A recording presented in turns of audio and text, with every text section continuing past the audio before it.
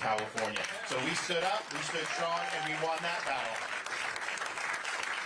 So it's important that you have some people that are willing to stand up and dig in and fight back. And many people are not willing to do that in our party, unfortunately. But you also have to win. You have to win these fights. You know, you have to win these elections. You look at how many elections Republicans have been losing all throughout the country. 2022, everyone was saying, you know, it's like you watch Fox News, these polls are saying there's a red wave and everything. No, it didn't happen. It happened in Florida. You know, we won the biggest victory that any Republican has ever won in a governor's race in my state because we led. Because we delivered results. We were winning urban areas, rural areas, suburban areas, men, women, you name it. We won 60+% of Latino voters. It was a clinic on how you do this stuff, and that's what the party needs to do nationally, and that's important, and we need that. And I think that, you know, I think the media right now, they're trying to create a narrative that somehow Trump is winning against Biden or the Democrats. I'd be very skeptical of these narratives because I think as soon as 6 months from now, I think they'll turn that, and I think everything will be just the opposite. I think that they're doing that for a reason. I'd also point out, I mean, I saw something, December of 1979, Gallup poll, Jimmy Carter 60%, Ronald Reagan 36%. So it's like these things just are not something you should be betting your bottom dollar on. But we have a proven record of Florida of winning and winning big. Very few other Republicans across the country have been able to do that. But that's just one thing. Just winning's important. Obviously, we don't want 4 more years of what we have, but it's not enough. It just gives you the ticket to the dance. You actually have to win on all these big issues because we talk about them, and yet we don't see a lot of follow-through. And I'm the only one running for president who has delivered on 100% of my promises. Everything I promised I would do, I've already delivered on. If you look at what we've done, the people and the groups that are responsible for driving this country into decline, I'm the only one running who has beaten these people time and time again. We beat the teachers union when it came to enacting universal school choice. We beat George Soros when it came to enacting or getting rid of these radical left prosecutors, and I'm the only one in America that's done anything to combat that. We beat Fauci on COVID. We beat the Democrats on election integrity. Florida now, we have universal voter ID, no Zuckerbugs, no ballot harvesting, none of that stuff. So on issue after issue, I not only dug in and fought for you, I won for you. And that's something that no one else can say that they're doing. And then the final thing is, we need leadership in this country. You see it in Washington, there's no leadership. We have an absentee president. We don't have leadership in the Congress. Most of the successes the party's had have been from governors in states like Florida. We need leadership on the national level. But leadership's not entertainment. Leadership's not about showmanship. Leadership's about articulating a vision for the future and being able to execute on that vision even when it's not easy. Because when the wind's at your back, anybody can lead. But the question is, when you get up there, the bureaucrats are going to be against you, the media's going to be against you, the left's going to be against you, everyone's going to want you to fail.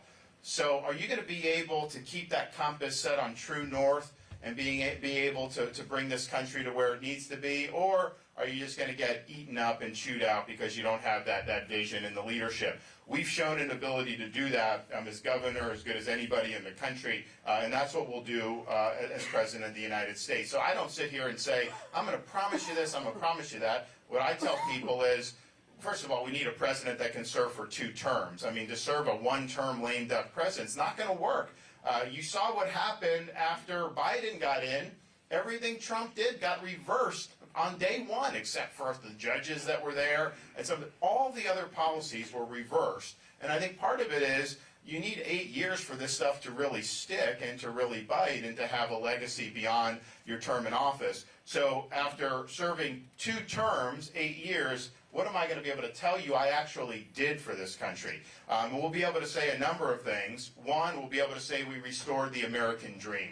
that people that work hard, get the most out of their God-given ability, are able to get ahead again in this country. You're not going to have crushing inflation, interest rates. We're going to get Bidenomics and the bureaucracy off people's back. We'll have opened up all of our energy here domestically for production to lower gas prices and lower energy costs and be energy dominant. We'll have fought back against the Congress from spending this country into oblivion. The higher prices you're paying is a result of what Congress has done to borrow, print, and spend money, what the Federal Reserve has done. In Florida, I vetoed billions of dollars in excessive spending.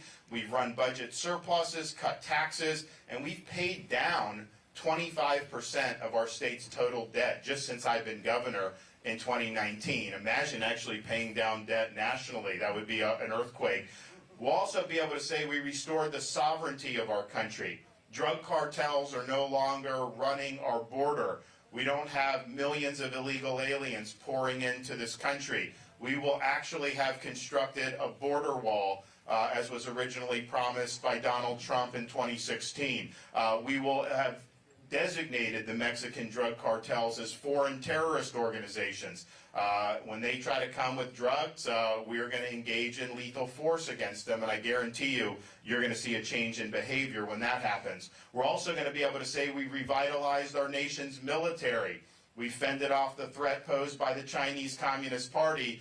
The 21st century is not going to be a Chinese century, it'll be an American century. We'll also be able to say that schools in this country are for educating kids but not indoctrinating kids, and that's K-12. It's also higher education with a lot of the nonsense that's going on there. We need to protect the rights of parents to direct the education and upbringing of their kids, and we need to stress things like American civics and the Constitution and teaching kids what it means to be an American in this country.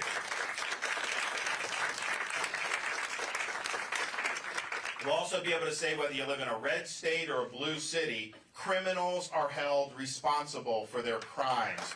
We're not letting the inmates run the asylum.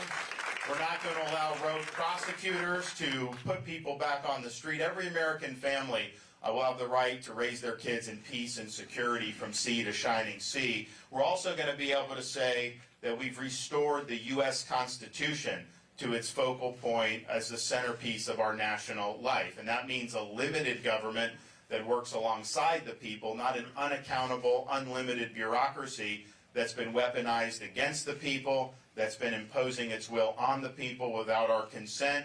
We will have brought in a reckoning against all the agencies involved in the COVID-19 lockdowns and mandates and restrictions, CDC, NIH, FDA.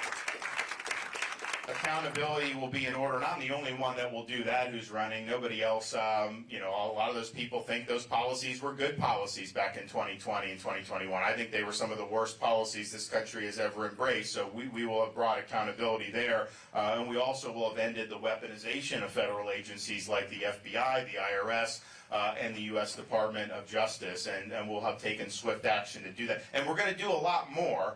But if we just say we were able to accomplish those things, then we'll be able to say that we've restored America to what President Reagan called a shining city on a hill, that we will have, instead of being the first generation of Americans to turn over to our kids and grandkids in America less prosperous and less free than the one we inherited, we'll actually be turning over America stronger and freer than what we inherited. And that's really our charge as Americans, to always do what we can to give the next generation opportunities. And we don't want to be the first generation to fall on our face when it comes to that responsibility.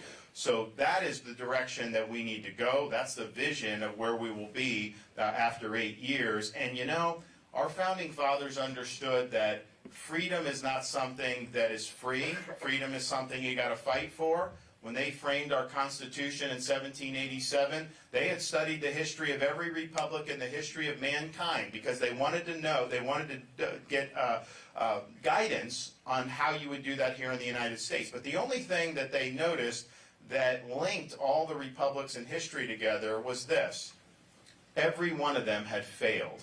And so they understood it fell to this country, the United States of America, to determine, can people really govern themselves? Can you have a society based on the idea that our rights come from God, not the government? Or is mankind forever destined to live under various forms of despotism? They fully expected this country would decide that question for all time. But they also knew just doing a Declaration of Independence and then later doing a Constitution, that in and of itself didn't resolve the question. That just gave us a chance to be able to resolve the question. So when Benjamin Franklin walked out of that convention, he was asked, did you give us a republic or a monarchy? He said, a republic if you can keep it. They understood you could have the best Declaration of Independence in the world, you could have the best Constitution in the world. These things don't run on autopilot. They require every generation of American to step up and defend freedom when it's at risk, and sometimes put on a uniform, risk your life, and even give the last full measure of devotion for service to this country. Now, we're not called upon to give sacrifices of that nature, but what we are called upon to do is to preserve what George Washington called the sacred fire of liberty. This is a fire that burned in Independence Hall in 1776 when 56 men pledged their lives, their fortunes, and their sacred honor to create a new nation conceived in liberty. It's a fire that burned at a cemetery in Gettysburg, Pennsylvania, when our nation's first Republican president pledged this nation to a new birth of freedom. It's a fire that burned in the beaches of Normandy when a merry band of brothers stormed the shore, beat Nazi Germany, and preserved liberty throughout the world. It's a fire that burned at the foot of the Berlin Wall when a Republican president stood there in 1987 and said, Mr. Gorbachev, tear down this wall, and eventually leading to the destruction of the Soviet Union. This is our responsibility, to carry that torch and to preserve the sacred fire of liberty. It's not a responsibility I shy away from. It's a responsibility that I welcome. We need leadership in this country. We need it now. We need strength in this country, and we need to win in this country again. I can promise you this. As the nominee, I'll get the job done, not just in the presidential, but like I did in Florida, bring in people in the House and the Senate and the state houses and all that and have a very good victory. As a leader, I'll always conduct myself in a way that you can be proud of. And as your president, I'll get the job done and promise you this, I will not let you